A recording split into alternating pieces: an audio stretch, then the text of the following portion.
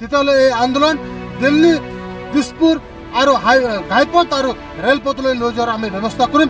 ইয়াৰ বিনিময়ত যিকোনো পৰিস্থিতিৰ সৃষ্টি হ'ব, ইয়াৰ বাবে জগৰীয়া আৰু দায়ী কেৱল অসম চৰকাৰ।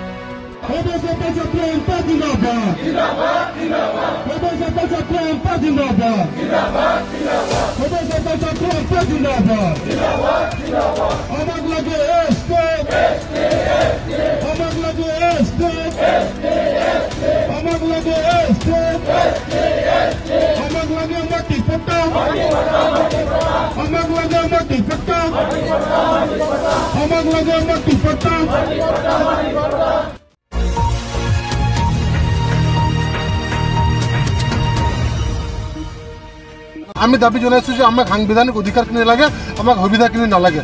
দ্বিতীয়টো হ'ল সাঁওতালী ভাষাৰ বিষয় শিক্ষক নিযুক্তিকৰণ। যে এই বিষয় শিক্ষক নিযুক্তিকৰণ প্ৰক্ৰিয়াটো 2003 চনৰ পৰাই চলি আছে।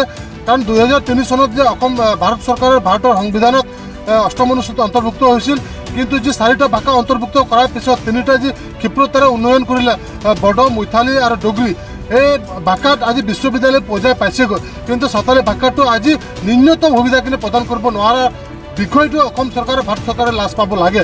দ্বিতীয়টো হৈছে আমাৰ ভূমিৰ অধিকাৰ। যি ভূমিৰ অধিকাৰ বিষয়টো অসম চৰকাৰে ইতিমধ্যে ব্যৱস্থা ৰূপায়ণ কৰিছিল বা ৰূপায়ণ কৰিছে বসুন্ধৰা 1-2, কিন্তু ইয়াত সাঁওতালসকলৰ কোনো ধৰণৰ ব্যতিক্ৰম, কোনো ধৰণৰ ব্যৱস্থা নাথাকিল।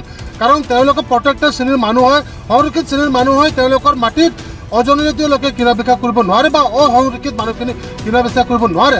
কিন্তু এই গোসাইগাঁও মহকুমা অঞ্চলত বহুতখিনি সাঁওতালসকলৰ মাটি পানীৰ দৰত, মদৰ দৰত আদি বিক্ৰী হৈছে। এনেধৰণৰ ব্যৱস্থা বন্ধ হ'ব লাগে। আৰু যি বনাঞ্চল নিৰ্বাসী আইন 2006ৰ অধীনত সাঁওতালসকলক ভূমিৰ পট্টা পোৱাৰ যোগ্যতা, কিন্তু অসম চৰকাৰ ব্ৰিটিছ চৰকাৰৰ সদ ইচ্ছা নথকাৰ কাৰণে সাঁওতালসকলক এতিয়ালৈকে ভূমিৰ পট্টা প্ৰদান কৰিব নোৱাৰিলে চৰকাৰে, বা তেওঁলোকে সাঁওতাল জনগোষ্ঠী নাপালে। ইয়াক দুখিত। আৰু অসম চৰকাৰক আমি দাবী জনাইছোঁ, ব্ৰিটিছ চৰকাৰক আমি দাবী জনাইছোঁ, এই বিষয়টো শীঘ্ৰ বিবেচনা কৰি সাঁওতালসকলক ভূমি পট্টা প্ৰদান কৰিব লাগে।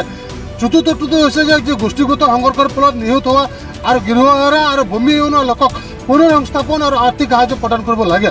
ইয়াৰ ক্ষেত্ৰত অসম চৰকাৰে বিগত দিনত 10,000কে টকা সাহায্য হিচাপে দি ইয়াৰ দায়িত্ব সামৰিছিল। ইয়াক এনেকৈ কৰিলে নহ'ব। সাঁওতালসকলক 24 বছৰ অকলে যোৱাৰ পিছত অসম চৰকাৰে এতিয়া আকৌ এই ব্যৱস্থাটো লামচামেৰে পাৰ কৰিব বিচাৰিছে। আমি ইয়াক কেতিয়াও গ্ৰহণ কৰিব পৰা নাই।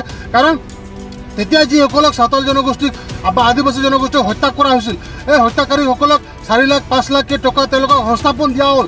কিন্তু যিসকলে মৃত্যুবৰণ কৰিলে, যিসকলে সৰ্বস্ব হেৰুৱালে, তেওঁলোকে একোৱেই নাপালে আৰু তেওঁলোকক লামচাম দিয়াৰ ব্যৱস্থা কৰিছে চৰকাৰে। ইয়াক কেতিয়াও গ্ৰহণ কৰিব নোৱাৰোঁ আমি, আৰু ইয়াক মানি লোৱা নহ'ব। শেষবাৰৰ কাৰণে মই অসম চৰকাৰক দাবী জনাইছোঁ যে আমি সাংবিধানিক অধিকাৰখিনি বিচাৰিছোঁ, আৰু এই সাংবিধানিক অধিকাৰখিনি যদি অসম চৰকাৰে দিয়াত বিলম্ব কৰে বা ইয়াত যদি তেওঁলোকৰ সদ ইচ্ছা প্ৰকাশ নকৰে, তেতিয়াহ'লে এই আন্দোলন দিল্লী, দিছপুৰ আৰু ঘাইপথ আৰু ৰেলপথলৈ লৈ যোৱাৰ আমি ব্যৱস্থা কৰিম। ইয়াৰ বিনিময়ত যিকোনো পৰিস্থিতিৰ সৃষ্টি হ'ব, ইয়াৰ বাবে জগৰীয়া আৰু দায়ী কেৱল অসম চৰকাৰ। Assam Focus।